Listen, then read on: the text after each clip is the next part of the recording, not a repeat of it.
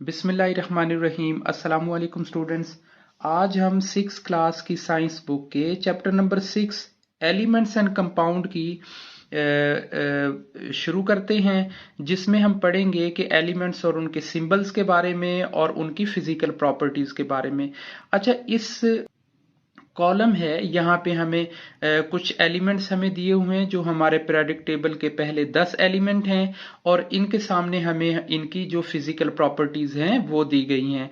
अब physical properties students ऐसी properties होती हैं जिनमें उनका कलर ले लें, उनकी स्मेल ले लें, उनका टेस्ट ले लें, या वो हल्की हैं, भारी हैं, उनकी डेंसिटी कैसी होगी, उनका बॉइलिंग पॉइंट या उनका मेल्टिंग पॉइंट है, सबका एक दूसरे से डिफरेंट है और इसी वजह से तो ये एक दूसरे से डिफरेंट हो जाती हैं।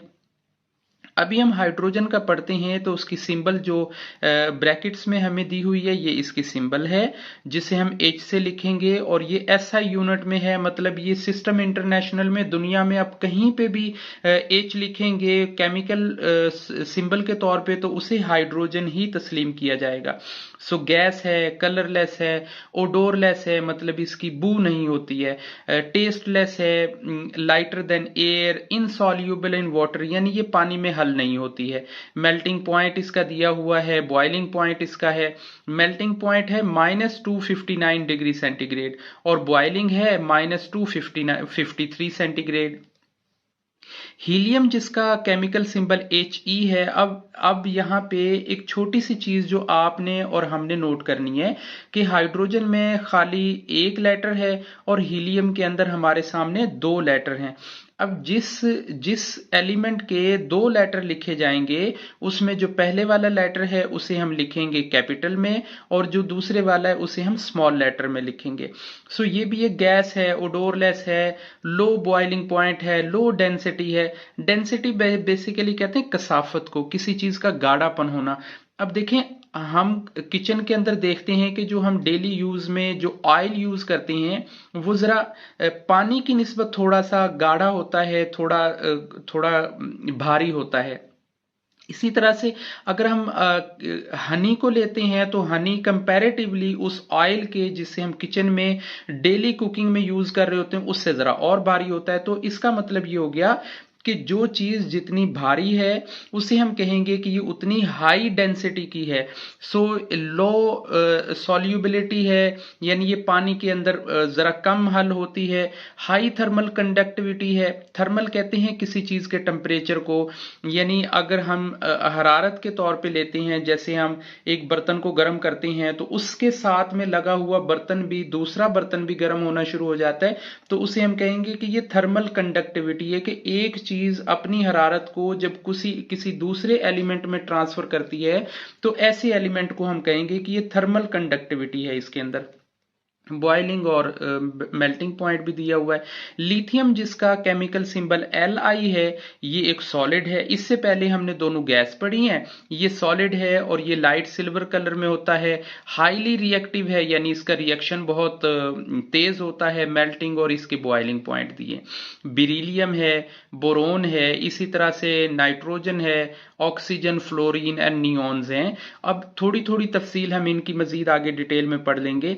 सभी ऑलमोस्ट आपने अच्छे से रीड करना है। ये सब टेस्टलेस, ओडोरलेस, कुछ सॉलिड हैं, कुछ लिक्विड हैं, तो इस हिसाब से आप इनकी रीडिंग कीजिएगा। एलिमेंट्स कि ये जो हमने अभी एलिमेंट नोट किए हैं जो हमारे पीरियोडिक टेबल में जो हमने बेसिक एलिमेंट के बारे में पढ़ा, अब इनका इस्तेमाल कहाँ कहाँ पे हो रहा है।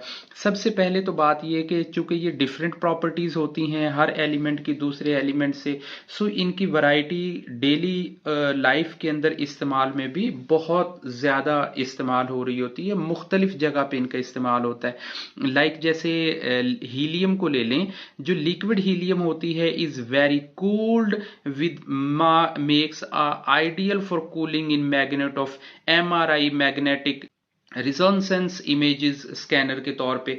अच्छा, इसमें बेसिकली मैग्नेटिक गूंज पैदा होती है ना, वाइब्रेशन तो और जगह पे होती है, जैसे हम किसी वीरान से कमरे में चले जाते हैं या स्कूल की बिल्डिंग ऐसी जो मुकम्मल खाली होती है, और जब हम वहां पे कोई आवाज देते हैं तो वो आवाज टकरा के हमारी तरफ वापस आ रही होती है, तो ऐसी साउंड को रिजोनेंस साउंड कहते हैं। सो ऐसी इमेजेस स्कैनर के जरिए ये ली जाती हैं। स्टूडेंट्स पेज नंबर 51 पे कुछ नियॉन के बारे में है, मरकरी के बारे में है। नियॉन बेसिकली एक कलरलेस और ओडोरलेस एक अनरिएक्टिव गैस होती है जो एडवर्टाइजिंग साइन बोर्ड्स के अंदर इस्तेमाल की जाती है। Mercury is a thermometer liquid, room temperature पे ये एक्सपेंड हो जाता है, मतलब ये है रूम टेम्परेचर पे ये लिक्विड शक्ल में होता है, और अगर इसे हीट किया जाता है तो ये एक्सपेंड हो जाता है, ये फैल जाता है। थोड़ा इंपॉर्टेंट क्वेश्चन, इंपॉर्टेंट टॉपिक हमारा यहाँ पे आता है मेटल एंड नॉन मेटल्स का। अब मेटल की हम थोड़ी तफसील, एक कॉलम में हमें मेटल दी गई हैं, दूसरे कॉलम में हमें नॉन मेटल्स दी गई हैं। इनके बारे में हम पढ़ते हैं कि जी element can be sorted into groups according to their properties, के ये जो एलिमेंट्स हैं इनको इनकी प्रॉपर्टीज के हिसाब से ग्रुपिंग की गई है ना, तरतीब की गई है।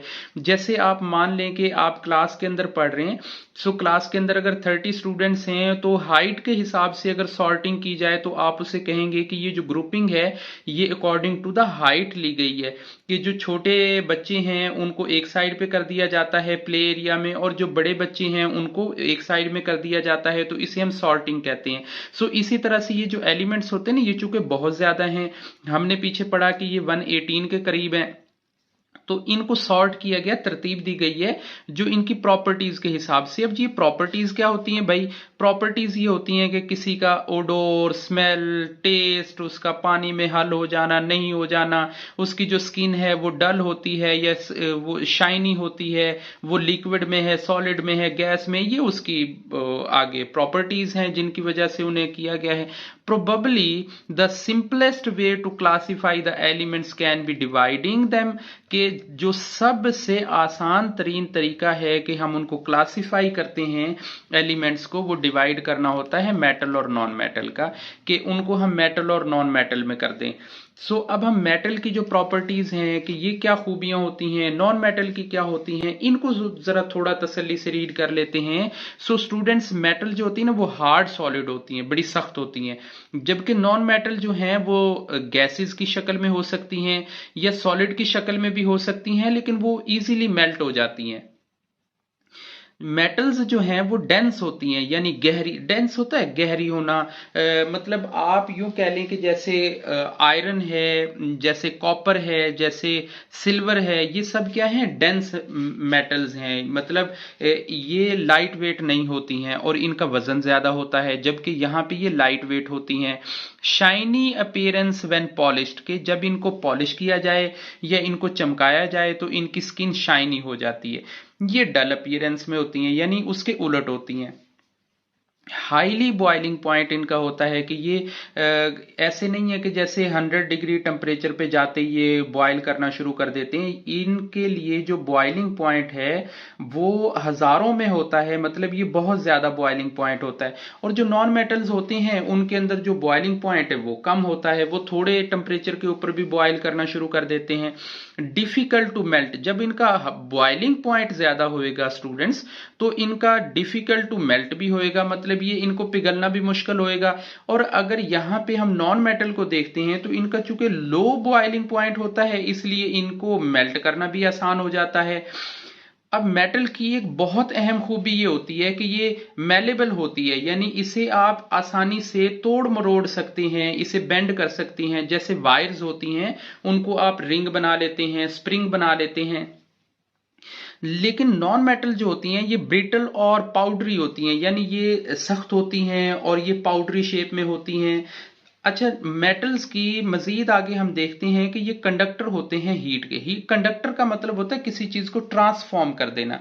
जैसे हम पानी को जब हम बॉईल कर रहे होते हैं तो उसमें जो रखा हुआ चम्मच है या जो बर्तन के अंदर जो हम उससे मिक्सर यूज कर रहे होते हैं, तो जो हीट हम उस पानी की बॉइलिंग को दे रहे होते हैं वो आहिस्ता आहिस्ता ट्रांसफॉर्म हो रही होती है हमारे उस चम्मच के अंदर, यानी वो कंडक्टर बन जाता है। यानी हीट का ट्रांसफर होना, उसके लिए उसका कंडक्टिविटी कहलाएगी। लेकिन यहाँ पे ये लो कंडक्टर होते हैं लेकिन हाई गुड इंसुलेटर्स होते हैं।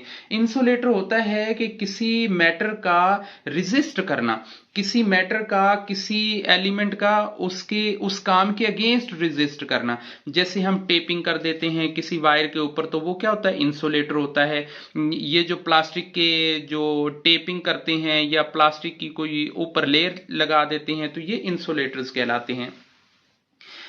सिनोरियस होते हैं कि इनकी आवाज आती है, ये नॉन सिनोरियस होते हैं, इनकी हमें आवाज नहीं आती है। स्टूडेंट्स, पेज नंबर 52 पे as easy way of checking के आसान सा तरीका इनको चेक करने का, whether an element is a metal, कि क्या कोई एलिमेंट एक मेटल है या एक नॉन मेटल है। टू सी इट, इसे देख सकते हैं।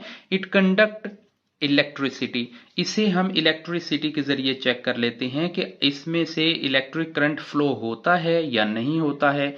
जो पहले 10 एलिमेंट हैं, of the first 10 elements only lithium and beryllium, के हमारे जो लिथियम और बेरिलियम हैं, फर्स्ट 10 एलिमेंट जो हैं पीरियोडिक टेबल में, वो मेटल हैं।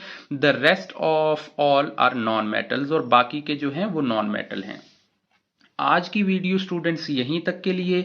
इंशाल्लाह नेक्स्ट वीडियो में हम कंपाउंड के बारे में और उसकी मजीद तफसील जानने की कोशिश करेंगे। तब तक के लिए अल्लाह हाफिज।